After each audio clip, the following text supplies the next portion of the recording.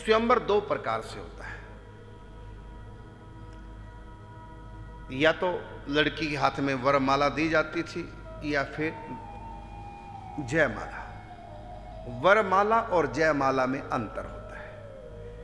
वरमाला का अर्थ है कि अनेक राजकुमार बुलाए गए, सब बैठे, ये नहीं कि कोई भी आ जाए, नहीं, जो योग्य होता है वो सब आ गए योग्य। और लड़की के हाथ में वरमाला दी जाती थी। लड़के के साथ साथ पीछे पीछे सखियां चलती थी, मंगल गान करती, और आगे आगे विरदावली गाने वाले चलते थे।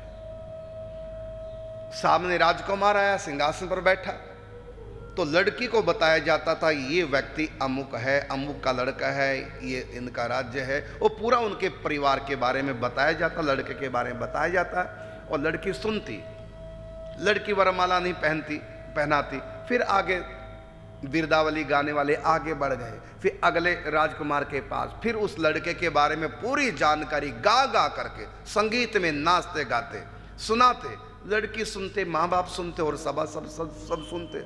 लड़की का मन हुआ तो डाल दो, नहीं तो कोई बात नहीं। फिर विरदावली वाले आगे जाते, फिर आगे दूसरा राजकुमार, फिर वहां उनकी विरदावली का गान करते, महिमा मंडन करते, पूरा बताते। लड़की के मन में आया ठीक है, नहीं तो फिर आगे चलो। इस प्रकार हर ये नहीं कि जैसे तैसे कोई भी अनजान व्यक्ति रूप देखा, सुंदरता देखी, वहीं जयमाला वरमाला पहना दी, ऐसा नहीं। अरे कोई भी भेष बदल के गलत व्यक्ति भी आ सकता है। लड़की केवल चमड़ी ही नहीं देखती थी। स्वयंवर का मतलब ये नहीं है कि जो तुमको पसंद आए चमड़ी देखो गोरी सुंदर और डाल दो। अरे गोरी सुंदर चमड़ी में अनेक राक्षस भी छिप कर आ सकते हैं, गलत लोग भी हो सकते हैं। ये नहीं कि जो सुंदर होंगे गोरे होंगे वो अच्छे होते हैं, कोई रूल नहीं होता। इसी लड़की के साथ धोखा ना हो जाए, ये नहीं जैसा कि हम देखते हैं, पिक्चरों में दिखाते हैं, सीरियलों में, धार्मिक भी यही दिखाया जाता है कि अनेक राजकुमार आए हैं, लड़की आई, किसी को सुंदर देखा, गले में माला, ये तो धोखा हो जाएगा। ऐसा नहीं हुआ करता था।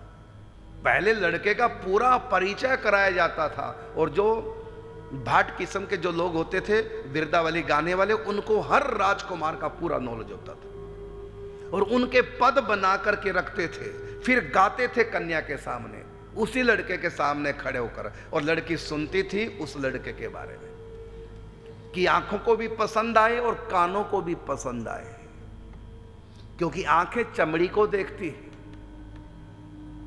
गोरी चमड़ी में, सुंदर चमड़ी में कोई बुरा भी हो सकता है, तो उसके खानदान के बारे में पूरा सुनाते थे, और लड़की कानों से सुनती थी।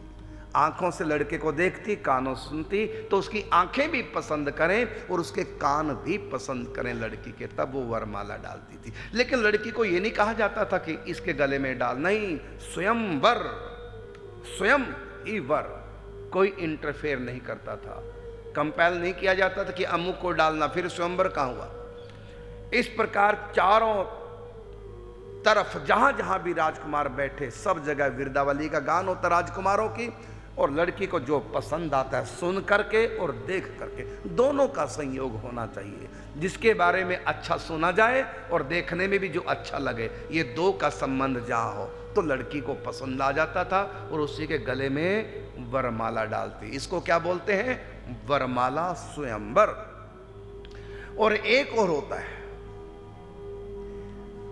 यद्यपि वो स्वयंवर नहीं होता, लेकिन उसको भी लोग स्वयंवर कहने लग गए, लेकिन उसको स्वयंवर नहीं कहते। स्वयंवर तो यह है जो मैंने अब बताया।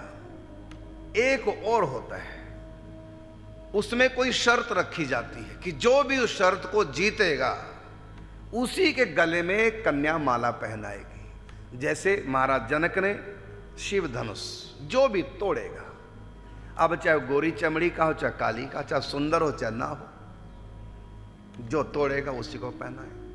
वो अच्छे खानदान का चाहे बुरे खानदान के, से कोई मतलब जो भी तोड़ेगा उसको पहनाए। अब बताइए, इसको स्वयं वर कहोगे? स्वयं और वर, तो लड़की को कहां आजादी है वरने की ऐसे स्वयंवरों में? इसलिए स्वयंवर नहीं होते, लेकिन कहा जाता है बोलचाल की भाषा में स्वयंवर। उस समय होता यही है।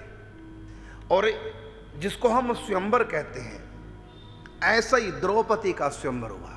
उसमें लड़की को एक तरफ बैठा देते थे, उसके हाथ में विजयमाला होती, जयमाला जिसको बोलते हैं। उस समय लड़का खड़ा होता राजकुमार, और शर्त को पूरी करने के लिए उसमें भी लड़की को आजादी होती थी। जब भी कोई राजकुमार खड़ा होता तो लड़की देख लेती, यदि उसको पसंद आ गया, जमा अपनी किस्मत, करो शर्त पूरी, अब तोड़ो धनुष या मछली की आंख बेंधना करो, लेकिन पहले लड़की की हां होनी चाहिए। इसी का नाम है स्वयंवर। तो लड़की को जो पसंद आए वही तोड़ेगा। तो द्रौपदी के स्वयंवर में यही हुआ। कर्ण उठा, तुरंत द्रौपदी ने मना कर दिया, इसके साथ मैं विवाह नहीं करूंगा, इसलिए ये ना धनुष उठाए, ये मछली को आंख को न बेंधे, क्योंकि ये मुझको पसंद नहीं। कर्ण के बारे में जानती थी क्या द्रौपदी? पहली बार देखा। दरअसल हुआ था ये, वहीं श्री कृष्ण बैठे थे, भगवान श्री कृष्ण ने द्रौपदी को इशारा कर दिया। बाकी ये भी स्वयंवर है, क्योंकि इसमें लड़की को जो पसंद है वही पिता की शर्त को पूरा करेगा। जैसे कर्ण उठा कि मैं मछली की आंख को बेंधूंगा स्वयंवर में, तो ये स्वयंवर है, स्वयं वरेगी।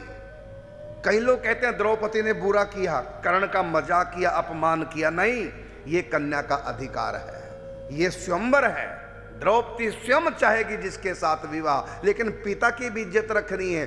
पिता ने शर्त रखी, जो भी मछली की आंख को बेंधेगा उसी के साथ मेरी बेटी विवाह करेगी। तो पिता की शर्त है, लेकिन पिता की शर्त पूरी करने से पहले स्वयंवर अर्थात द्रौपदी की इच्छा पूरी होनी चाहिए। तो जो भी उठता है आंख को बेंधने के लिए मछली की, तो द्रौपदी उसको देखती है और फिर सर नीचे कर लेती है। आजमा मतलब द्रौपदी की आज्ञा हो गई है, अब आजमा अपने उसको। तो ऐसे जो ही कर्ण खड़ा हुआ तो तुरंत द्रौपदी ने मना कर दिया है, ये आगे ना बढ़े, क्योंकि मैं इनको पसंद नहीं करती। तभी तो स्वयंवर कहलाया। तो द्रौपदी का भी स्वयंवर हुआ, जिसको चाहे वही आएगा मछली की आंख बेंधने के लिए, हर व्यक्ति नहीं। लेकिन सीता स्वयंवर में ऐसा नहीं था, सीता स्वयंवर में ऐसा नहीं था। कोई भी आए धनुष को तोड़े, सीता वरमाला पहनाएगी। सीता जी को पसंद आए चाहे ना आए, कोई मतलब नहीं, केवल पिता की चलेगी बस। जो धनुष तोड़ेगा पिता का नियम है, वो जो शर्त पूरी करेगा। तो जो शर्त को जीत जाए उसको जो माला पहनाई जाती है कन्या के द्वारा पति वरण करने के लिए, तो वो उसको वरमाला नहीं कहते, उसको कहते हैं जयमाल। एक होती है वरमाल, एक होती है जयमाल। तो सीता जी के हाथ में जयमाल किस लिए? कि जो भी जीतेगा पिता की शर्त को, जो भी धनुष तोड़ के जीत गया उसी को माला पहनानी। तो सीता जी के हाथ में जयमाला और द्रौपदी के हाथ में वरमाला। इसी प्रकार भगवान ने जिन जिन के साथ विवाह किया, वरमाला किसी के हाथ में नहीं थी, सबके हाथ में क्या थी? जयमाला। जो जीतेगा उसी को। और ये कई प्रकार के स्वयंवर होते हैं। एक स्वयंवर युद्ध का भी होता है, युद्ध करो जो जीत गया बस। और ऐसे भी स्वयंवर होते हैं, कुश्ती करो, शारीरिक बल किसमें ज्यादा, कुश्ती करो, जो जीत गया उसी को वरमाला। सत्या के पिता नागजित महाराज ने, उनके यहां 7 खूंखार बैल थे और नियम किया इन बैलों की नाक को एक ही रस्सी से जो नथ दे उसी के साथ मेरी बेटी सत्या का विवाह होगा। कोई भी नहीं कर पाया, लेकिन श्री कृष्ण जीत गए। 7 खूंखार बैलों को एक ही रस्सी से नथ डाला। तो श्री कृष्ण को फिर नागन जीती ने, जिसका एक नाम सत्य भी था, वो जो माला पहनाई उसको वरमाला नहीं कहते, उसको कहते हैं विजय माला या जयमाल। क्योंकि जीते हैं इसलिए माला पहनानी। अब वो चाहे कन्या को पसंद हो ना हो, जो जीतेगा उसी को माला पहनानी, तो वो माला जयमाल कहलाएगी। और जिसमें लड़की की पसंद यदि है तब माला पहनानी है तो उसको कहेंगे वरमाला।